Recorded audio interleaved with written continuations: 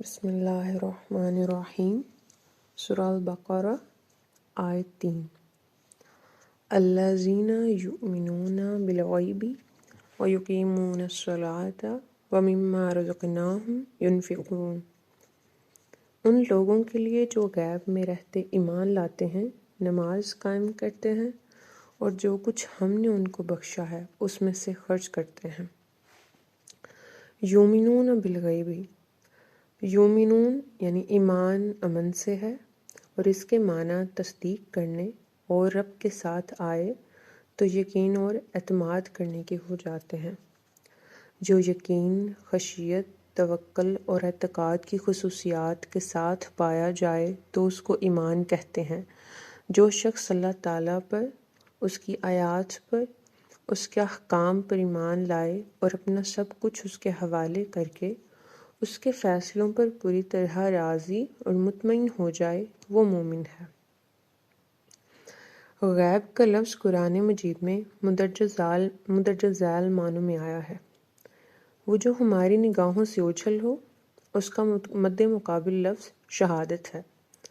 اللہ تعالیٰ کی صفات میں سے ایک صفت یہ بھی ہے کہ وہ عالم الغیب والشہادۃ ہے۔ اس کا مطلب یہ ہے کہ وہ ان چیزوں سے بھی باخبر ہے جو ہماری نگاہوں سے اوجھل ہیں، اور ان چیزوں سے بھی باخبر ہے جو ہمارے سامنے ہیں۔ وہ چیز جس کے جاننے کا آدمی کے پاس کوئی ذریعہ نہ ہو۔ نبی کریم صلی اللہ علیہ وآلہ وسلم کی زبان سے قرآن میں نقل ہے کہ اگر مجھے غیب کا پتہ ہوتا تو میں خیر میں بہت سا اضافہ کر لیتا۔ دوسرا مطلب، وہ جگہ جو آدمی کے سامنے نہ ہو یا وہ سمت جو متعین نہ ہو رہی ہو۔ یعنی سورہ یوسف کی ایک آیت ہے، یہ غیب کے واقعات میں سے ہے جس کو ہم تمہاری طرف وحی کر رہے ہیں، اور جب وہ اپنے فیصلہ پر متفق ہوئے تو تم ان کے پاس موجود نہ تھے۔ راز کے معنی میں بھی اس لفظ کا استعمال عام ہے۔ مثلا نیک بیویوں کی تعریف میں بھی آتا ہے حافظات للغیب، وہ راز کی حفاظت کرنے والیاں ہیں۔ بالغیب کی بے کے بارے میں بھی دو رائیں ہو سکتی ہیں۔ ایک یہ ہے کہ اس کو ظرف کے معنی میں لیا جائے، یعنی وہ غیب میں ہوتے ہوئے ایمان لاتے ہیں۔ اس معنی کی متعدد مثالیں قرآن پاک میں موجود ہیں۔ الذین یخشون ربہم بالغیب وہم من الساعۃ مشفقون، جو اپنے رب سے ڈرتے ہیں غیب میں ہوتے ہوئے اور قیامت سے ڈرنے والے ہیں۔ ایک اور آیت ہے، انما تنذر الذین یخشون ربہم بالغیب واقاموا الصلاۃ، تم انہی کو ڈرا سکتے ہو جو غیب میں ہوتے ہوئے اپنے رب سے ڈریں اور نماز قائم کریں۔ اس صورت میں یومنون عام رہے گا اور وہی تمام چیزیں اس کے تحت آ سکیں گی جن پر ایمان لانا ضروری ہے۔ آیت کا مطلب یہ ہوگا کہ ایمان لانے کے لیے وہ اس بات کے منتظر نہیں ہے کہ تمام حقائق کا آنکھوں سے مشاہدہ کر لیں، بلکہ وہ مشاہدہ کے بغیر محض عقل و فطرت کی شہادت اور پیغمبر صلی اللہ علیہ وآلہ وسلم کی دعوت کی بنا پر ان تمام چیزوں پر ایمان لاتے ہیں جن پر ایمان لانے کو مطالبہ کیا گیا ہے۔ سلف میں سے ربیع بن انس نے بھی یہی تعویل اختیار کی ہے، تو اس لیے میں نے بھی ترجمہ میں اسی کو ترجیح کی ہے۔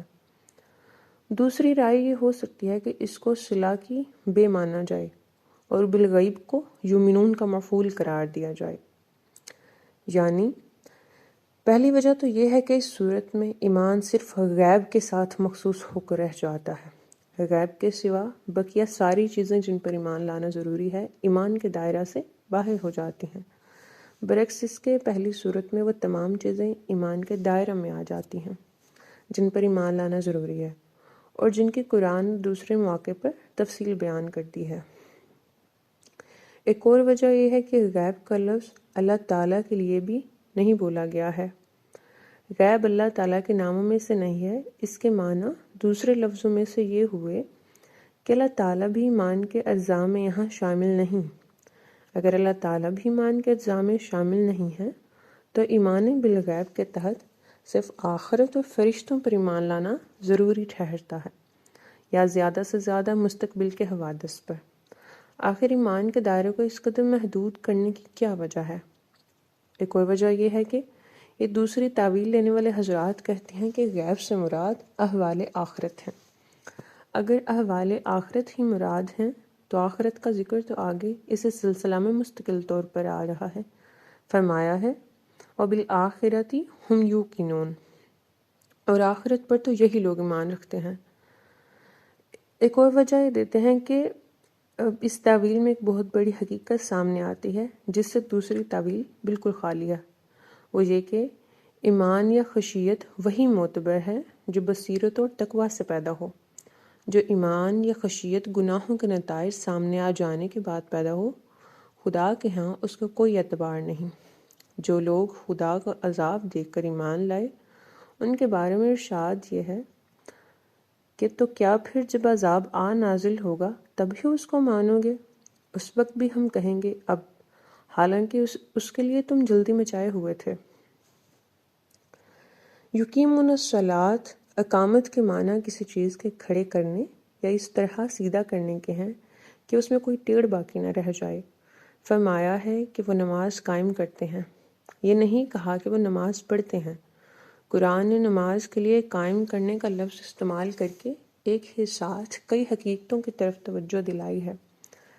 پہلی چیز جس کی طرف یہ لفظ متوجہ کرتا ہے وہ نماز میں اخلاص ہے، یعنی نماز صرف اللہ ہی کے لیے پڑھی جائے، کسی اور کو اس میں شریک نہ کیا جائے۔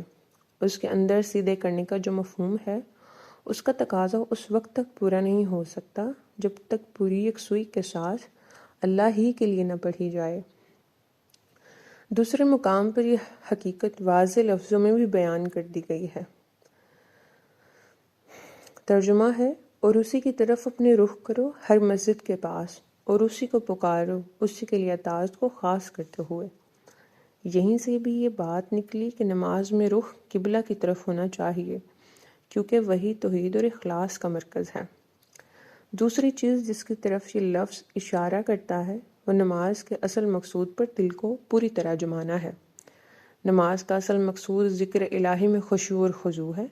اگر آدمی اس چیز سے غافل ہو کر نماز پڑھے تو یہ نماز کو قائم کرنے نہیں بلکہ محض فارمیلٹی ہو۔ اس حقیقت کی طرف بھی قرآن نے بعض مقامات پر توجہ دلائی ہے، مثلاً واقم الصلاۃ لذکری، اور نماز کو میرے ذکر کے لیے قائم کرو۔ دوسری جگہ فرمایا ہے قد افلح المؤمنون الذین هم فی صلاتہم خاشعون، ان مومنوں نے فلاح پائی جو اپنی نمازیں خشوع اور خضوع سے ادا کرتے ہیں۔ تیسری چیز یہ ہے کہ نماز بغیر کسی کمی بیشی کے اس طریقہ کے مطابق ادا کی جائے جس طریقہ پر اللہ تعالیٰ نے اس کو ادا کرنے کا حکم دیا۔ چنانچہ فرمایا ہے فَإِذَا أَمِنْتُمْ فَاذْكُرُوا اللَّهَ كَمَا عَلَّمَكُمْ، بس جب تم امن میں ہو جاؤ تو اس طریقہ کو یاد کرو جو اللہ تعالیٰ نے تم کو سکھایا ہے۔ نماز کے صفوں کا ٹھیک کرنا اور ارکان نماز کو ٹھیک ٹھیک ادا کرنا بھی اسی میں شامل ہے۔ اسی وجہ سے حدیث میں آیا ہے کہ صفوں کو برابر کرنا بھی اقامت صلاۃ کا ایک جز ہے۔ چوتھی چیز نماز کی پوری پابندی ہے۔ فرمایا اقیم الصلاۃ لدلوک الشمس الی غسق اللیل وقرآن الفجر، اور نماز قائم کرو سورج کے زوال کے وقت سے لے کر رات کے طریق ہونے تک، اور صبح کے وقت کا قرآن پڑھنا۔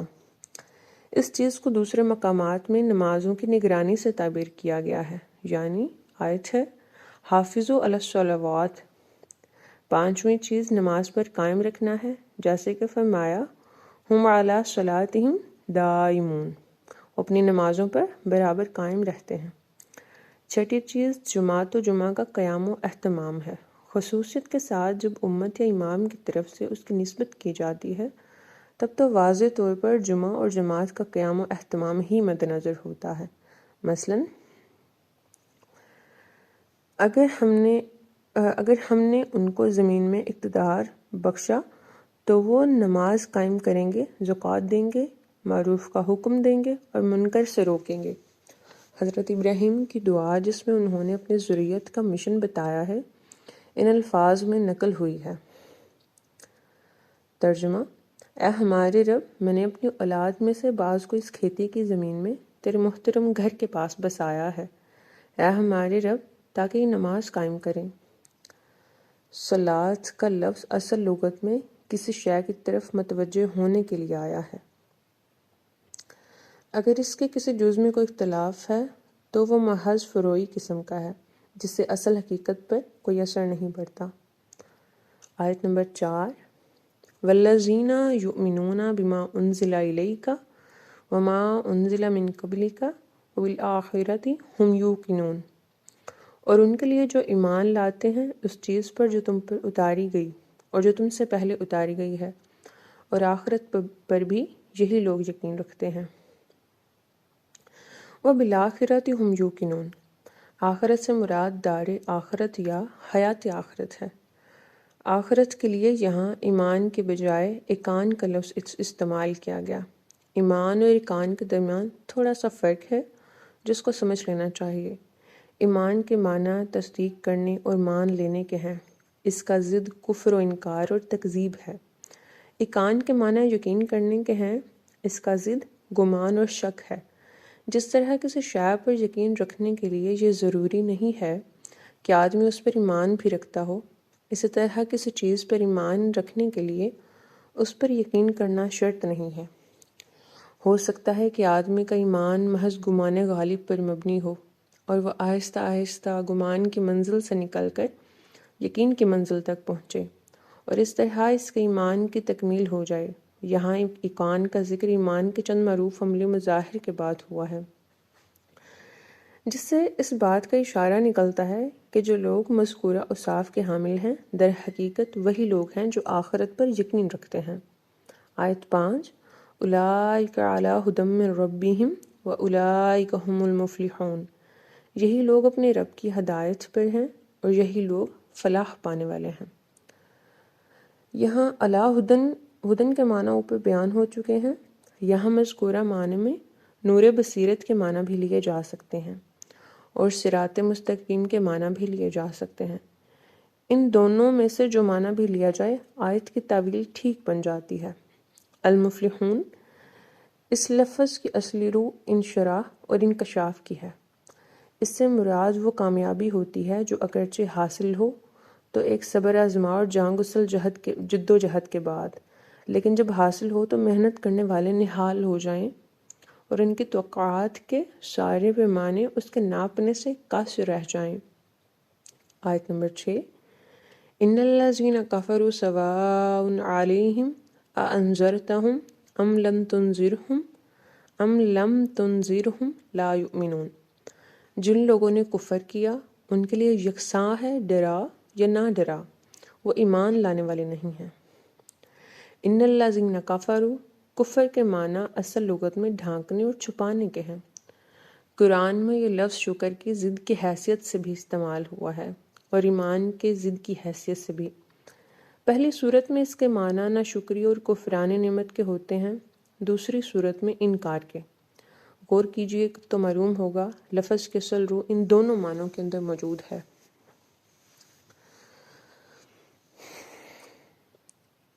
بالعموم کفر تو ان تمام چیزوں کے انکار کے معنی میں استعمال ہوا ہے جن پر ایمان لانا ضروری ہے، لیکن کہیں کہیں ناشکری اور کفران نعمت کے معنی میں بھی استعمال ہوا ہے۔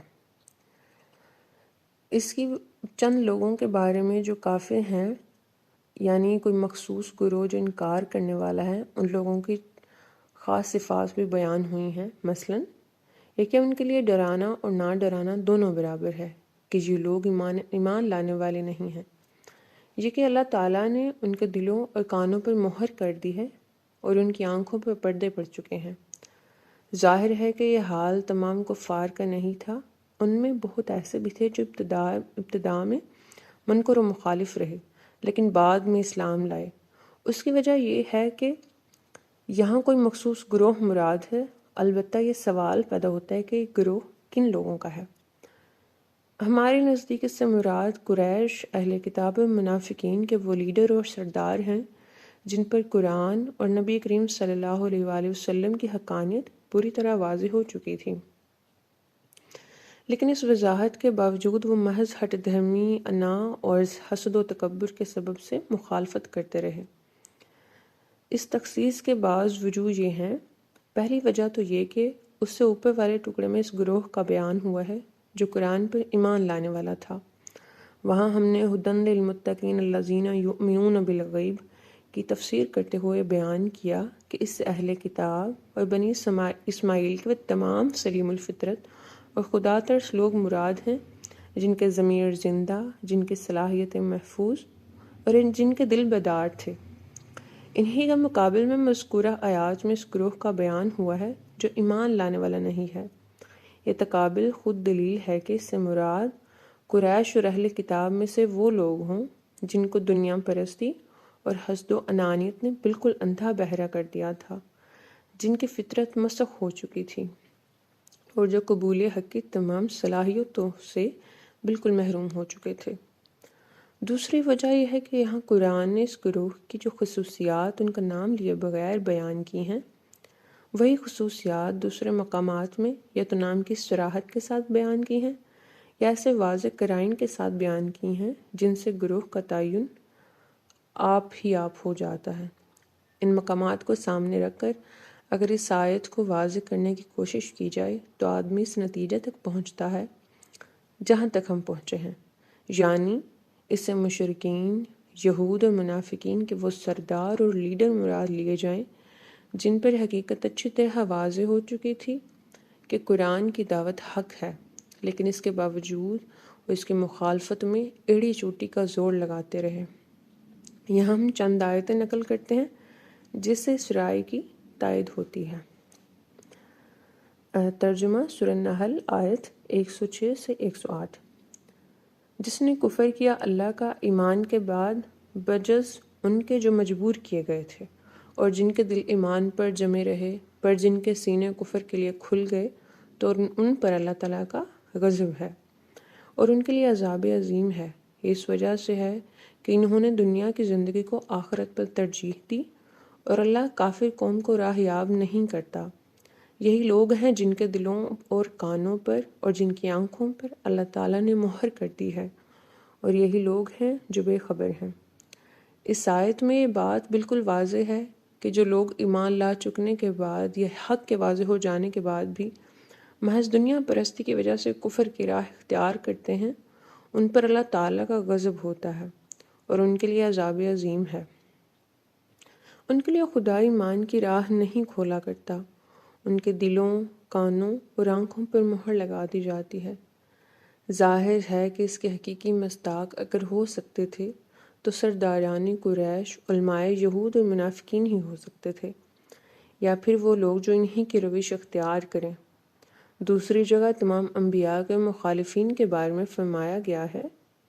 سورہ اعراف آیت 101۔ ترجمہ: یہ بستیاں ہیں جن کی سرگشتیں ہم تم کو سناتے ہیں، ان کے پاس ان کے انبیاء کھلی کھلی نشانیاں لے کر آئے، لیکن وہ ایمان لانے والے نہ بنے، بوجہ اس کے کہ وہ جھٹلاتے رہے پہلے سے۔ اسی طرح اللہ تعالیٰ مہر کر دیا کرتا ہے کافروں کے دلوں پر۔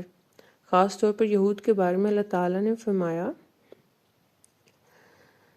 فَبِمَا نَقْضِهِمْ مِيثَاقَهُمْ وَكُفْرِهِمْ بِآيَاتِ اللَّهِ وَقَتْلِهِمُ الْأَنْبِيَاءَ بِغَيْرِ حَقٍّ وَقَوْلِهِمْ قُلُوبُنَا غُلْفٌ بَلْ طَبَعَ اللَّهُ عَلَيْهَا بِكُفْرِهِمْ فَلَا يُؤْمِنُونَ إِلَّا قَلِيلًا۔ سورہ النساء آیت 155۔ ترجمہ: بس بوجہ اس کے کہ انہوں نے اللہ تعالیٰ کے ساتھ اپنے عہد کو توڑا، اللہ تعالیٰ کی آیات کا انکار کیا، نبیوں کو ناحق قتل کیا اور کہا کہ ہمارے دل تو بند ہیں، لیکن اللہ تعالیٰ نے ان کے کفر کے سبب سے ان پر مہر کر دی ہے، تو وہ ایمان نہیں لائیں گے مگر بہت کم۔ اسی طرح منافقین کے بارے میں یہ الفاظ وارد ہیں: ذَلِكَ بِأَنَّهُمْ آمَنُوا ثُمَّ كَفَرُوا فَطُبِعَ عَلَىٰ قُلُوبِهِمْ فَهُمْ لَا يَفْقَهُونَ۔ اس وجہ سے ہے کہ وہ ایمان لائے پھر انہوں نے کفر کیا، پس ان کے دلوں پر مہر کر دی گئی، سو وہ نہیں سمجھتے۔ قرآن پاک ان تصریحات سے بالکل واضح ہے کہ زیر بحث آیات میں الذین کفروا کا اشارہ خاص گروہ کی طرف ہے، لیکن یہ گروہ نہ تو مخصوص طور پر مشرکین کا ہے، نہ محدود مفہوم میں اہل کتاب کا، بلکہ مشرکین اور اہل کتاب دونوں گروہوں کے ان افراد پر مشتمل ہے جو سچ کو اچھی طرح پہچان چکنے کے بعد اس کی مخالفت میں پیش تھے۔ انذرتہم، انذار کے معنی ڈرانے، ہوشیار کرنے اور خبردار کرنے کے ہیں۔ انبیاء کی دعوت و تبلیغ ایک طرف تو نہایت ٹھوس ہوتی ہے، دوسری طرف ان میں انذار و تبشیر کا پہلو بھی ہوتا ہے۔ تبشیر کا مفہوم اس فلاح اور کامیابی کامرانی کی بشارت دیتا ہے جو نبی کی دعوت قبول کر لینے، اس کی بتائی ہوئی صراط مستقیم اختیار کر لینے سے دنیا اور آخرت دونوں میں حاصل ہوتی ہے۔